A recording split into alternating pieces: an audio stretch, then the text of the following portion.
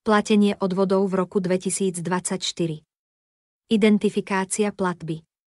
V súvislosti s novým rokom 2024 sa menia aj odvody do sociálnej a zdravotnej poisťovne. Určite to nie je pre vás žiadna novinka. V tomto článku bližšie popíšeme správnu identifikáciu platieb, preto spozornieť by mali hlavne zamestnávatelia, účtovníci, ktorí každoročne kontrolujú vždy v mesiaci január nastavenie všetkých globálnych parametrov, ako aj správnu identifikáciu platieb.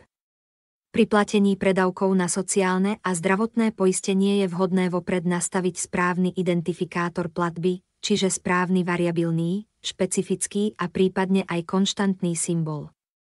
Pri nesprávnej identifikácii totiž hrozí zamestnávateľovi pokuta. Z pohľadu sociálnej poisťovne. VES variabilný symbol je tvorený jedinečným číslom odvádzateľa, ktoré prideľuje sociálna poisťovňa. ŠS špecifický symbol je tvorený číslom obdobia a príslušného roka, za ktoré sa odvod realizuje, napríklad 012024 január 2024, prípadne 202401. Pri zadaní trvalého príkazu sa do ŠS zadáva číslo 88. Pri nepravidelnom príjme sa medzi obdobie a rok vkladá číslo 99. KAS konštantný symbol je nepovinný údaj. Z pohľadu zdravotnej poisťovne.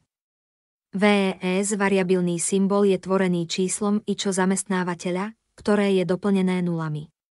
ŠS špecifický symbol je tvorený obdobím a rokom napríklad 202401. KS konštantný symbol je presne daný v číselnom tvare 3558. Predávky na zdravotné a sociálne poistenie sú splatné v deň, ktorý je určený na výplatu príjmu zamestnancov za príslušný kalendárny mesiac. Teda odvody sa platia mesiac pozadu. Výnimka je len pri odvodoch do sociálnej poisťovne, a to len vo vzťahu k nepravidelnému príjmu a príjmu poskytovanému po zániku právneho vzťahu, a síce do 8. dňa nasledujúceho kalendárneho mesiaca.